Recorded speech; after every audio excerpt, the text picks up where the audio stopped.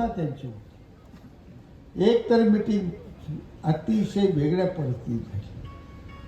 जयभाऊ गोरे साहेबांचा अपघात झाला होता, ते रुबीला ऍडमिट होते आणि मीटिंग मधून तिथून मी आणि निंबाळकर साहेबांनी तो प्रश्न सोडवताना फडणवीस साहेबांना फोनवर ह्यांना बोला, फोनवर जयाभाऊना बोला, त्यांचं मत सुद्धा जाणून घ्या आणि मग आपण निर्णय घेऊया. तिथे मंत्रालयात जयाभाऊनी सांगून याला पाणी सगळ्या बंधाऱ्या सोडलं पाहिजे, फोनवर सांगितलं.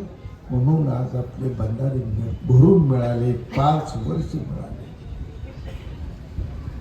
बंधाऱ्याचं पाणी भारतीय जनता पार्टीने दिल्यानंतर भारतीय जनता पार्टीच्या बाळासाहेब केदाराला मत देणं आपलं कर्तव्य आहे का नाही, एवढं मला प्रामाणिकपणे सांग.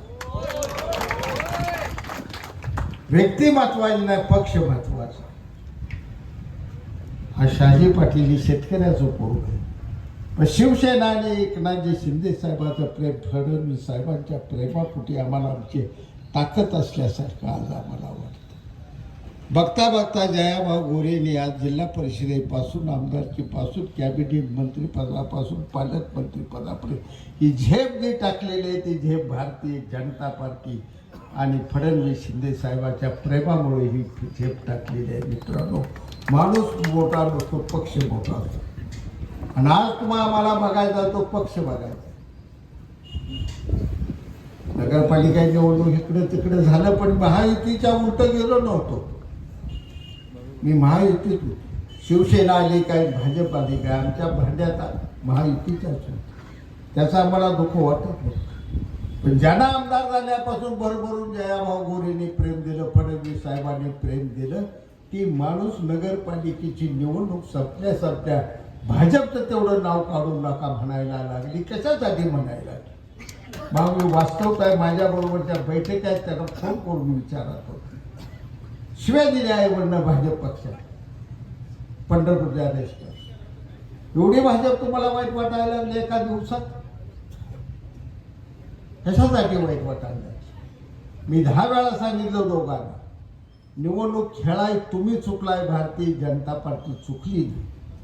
आणि भारतीय जनता पार्टी जर पक्ष चुकला असता, जनतेला नको असता, तर झुबेसारखा माणूस मुस्लिम गल्लीतून भारतीय जनता पार्टी या तिकिटावर निवडून कसा आला, म्हणजे उत्तर मला द्यावे. मी तो पक्ष होते आणि बाबासाहेब देशमुखला धडधडीत विचार ह्या जागी नावं ठेवतात. नीट बघा, राजकारणी शिका लागा, तरुण आहे तुम्ही, असं करू नका चुकीचं. सत्तेपासून दूर गेलो आपण तर जनता आपली नाही आपल्याला माफ करत. राबतोय आपण आपल्या माणसांसाठी, आपल्या तालुक्याचा दुष्काळ संपवण्यासाठी. आज मान खोरं असं ही सगळं मान धैवडीपासून सुरू होणार. येत्या 2 वर्षात मी तुम्हाला मित्रांनो खात्रीनं सांगतो, मान, धैवडी, खटाव, फलटण, विटा, खानापूर, सांगोला, तुमचं जत ही सगळ्यात जास्त महाराष्ट्रात शेतीला पाणी देणारं तालुका म्हणून याचा महसूल खात्यात उल्लेख झाल्याशिवाय एवढं 10-15 वर्ष लागून आम्ही काम केलं. वाडी वस्तीपर्यंत शेतीचं पाणी शेतकऱ्याच्या शेतात गेलं पाहिजे, ती शेती पिकली पाहिजे, त्याचा संसार उभा राहिला पाहिजे. चांगलं पीक आल्याशिवाय त्याचा संसार उभा राहणार ना, त्याची लेकरं बाळ सुखानं जगणार, हा विचार आम्ही करतो. ह्या निवडणुका नुसते ह्याला पाडतो त्याला आणतो, त्याचं बघून घेतो. ज्यावेळी भाव कोण होतो त्यावेळी मला आतल्या पवारला पाडायचा आणि बाळ्या केदारला पाडायचा. लगा ती म्हातारी झाली, त्यांच्या पोरांच्या लग्नाला तर आपल्याला जायचं आहे, तरी ती बाळ्या नातल्याच अजून येते.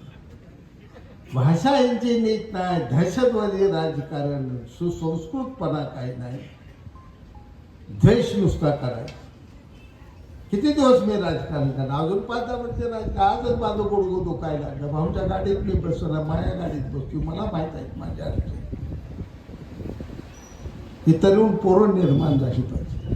आज बाळासाहेब केदारांचं नेतृत्व निर्माण झालं पाहिजे, अतुल पवारांचं नेतृत्व निर्माण झालं पाहिजे, संभा हलदर असो किंवा शिवाजी हेडेचं नेतृत्व निर्माण, दादा लवट्यासारखा धनगर समाजातला एक प्रभावी नेता या तालुक्यात नेता म्हणून उदयाला आला पाहिजे. अजय सरगर सारखा नेता उदयाला पाहिजे, हे डॉक्टर सारखा नेता उदय. त्या तरुणांच्या ती आता कारभार हळूहळू आपल्याला सोपवायचा. या तरुणांना संधी देणं तुमचं काम. जर तुम्हाला काय वाटत असेल की गेल्या 40 वर्षात धडपड करून कधी पडलो असलो, कधी निवडून आलो असलो, नाझरेगावची किंवा या परिसराची चोपडीची असो, बलवडीची असो, या गावांची मी जर काही सेवा केली असेल तर कोण उभा राहिलाय समोर मलाही अडचणी आहेत, मी नाव सुद्धा त्यांचं घेऊ शकत.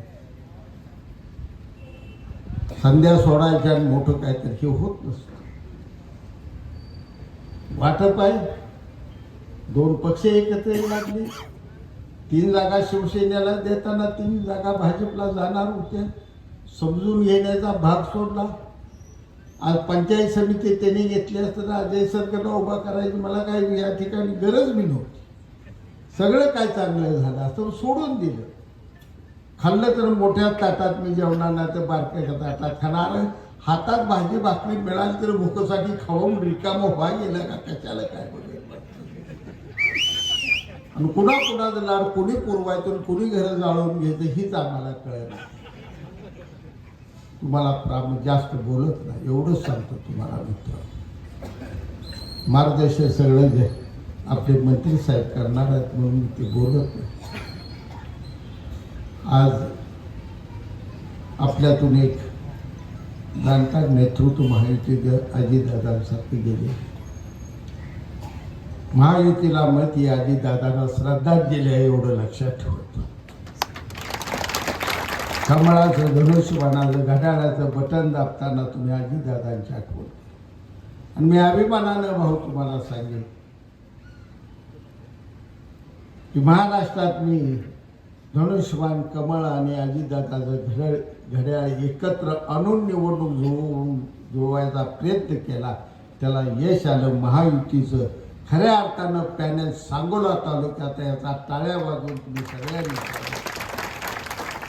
दिल्ली सरकार या ठिकाणी मोदी साहेबांचा आहे, महाराष्ट्रात सरकार फडणवीस साहेब, शिंदे साहेबांचा आहे, सुनेत्रा बहिणी आता सरकारमध्ये आलेले आहेत, पालकमंत्री आपल्याला जयाभाऊ. या पक्षाबरोबर गेलो तर हे प्रश्न आपले सुटणार. मी बी काँग्रेसमध्ये होतो, जयाभाऊ बी काँग्रेसमध्ये होते. आणि काँग्रेस पक्षात माझा आणि जयाभाऊ आणि हिंदूरावजी नाईक निंबाळकरांचा एक दबदबा होता. आम्ही काय काँग्रेसमध्ये असं काही आम्हाला कोण खात नाही म्हणून मी शिवसेना भाजपमध्ये गेलो ना. काँग्रेसमध्ये बी आमचा दबदबा होता. तरी सुद्धा भविष्याचा वेध आम्ही घेतला आणि मी शिवसेनेत गेलो. जयाभाऊ, रणजितदादा हे भारतीय जनता पार्टीत गेले. आज विकासाची गंगा ह्या दुष्काळी खोऱ्याची आम्ही सगळ्यांनी मिळून चालू ठेवली. आणि आपलं सगळ्यांचं भाग्य, ज्यांचं आपल्या तालुक्याशी गेल्या 10 वर्षापासून एक जिव्हाळ्याचं नातं निर्माण झालं, असं नेतृत्व पालकमंत्री म्हणून, ग्रामीण विकास मंत्री. विरोधकांना सांगा नका घरकुल बी ग्रामीण विकास, हिरवी ग्रामीण विकासकडे पिटती, शाळेच्या खोल्या ग्रामीण विकासकडे, पत्रा सगळे ह्या ग्रामीण विकासकडे आहे रे. कशा पाय जोडला मी परफेक्ट झालो आणि जयाभाऊपाशी जाऊन बसलो. नगरपालिकेला शिंदे साहेब लागते, धनुष्यबाण घेऊन टाकतात. आणि इकडे जयाभाऊ लागते, कमळ बी आहे, धनुष्यबाण सगळं. भाऊ आम्हाला सांभाळा.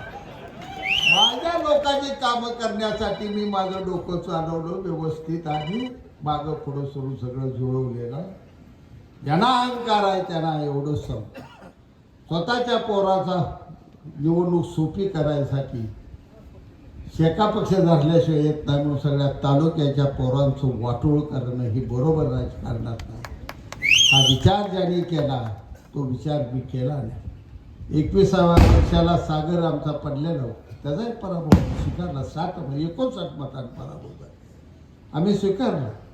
युद्ध आहे, अभिमन्यू धरा तर ते पडणार आहे, पडू द्या, उभा करा पोराला. काय पोरगं उभा केलं पाहिजे, निवडूनच आलं पाहिजे. चळवळीत नेम केलाय का कुठं?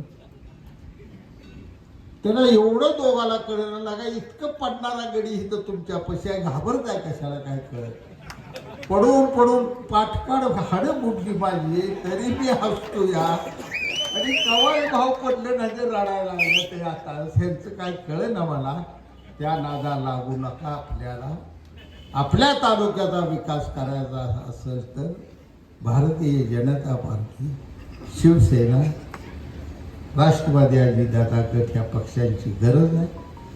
मुख्यमंत्री देवेंद्रजी फडणवीस साहेब, उपमुख्यमंत्री एकनाथजी शिंदे साहेब यांचं आपल्या तालुक्यावर मनापासून अंतःकरणापासून प्रेम आहे. या तालुक्याच्या कोणत्याही कामाला हे दोन नेते कधी नाही म्हणले नाहीत. आणि आता जरी मला थोडंसं प्रवास तुम्ही असला तरी पालकमंत्री साहेब ही आपली सगळी कामं मार्गी लावतील मला विश्वास आहे. हात जोडून कळकळीची विनंती आहे. व्यक्ती कुठल्या गावचा कुठल्या हे बघू नका. इतकं बारकाता राजकारण करू नका. राजकारण उदात्त करा, मोठ्या मनानं करा, मोठ्या विचारानं राजकारण करा. आणि तालुक्याचा आपल्या गावचा विकास करण्यासाठी नेमकं कोणत्या पक्षाला मत द्यायचं आहे, पक्ष बघून मत द्या. कमळ बघा त्या ठिकाणी भाजप बघा, धनुष्यबाण बघा त्या ठिकाणी शिवसेना बघा. फडणवीस साहेब, शिंदे साहेबांचे चेहरे समोर आणा आणि बटणं दाबा मित्रांनो. तालुक्याचं सोनं झाल्याशिवाय राहणार नाही एवढंच या ठिकाणी बोलतो. आणि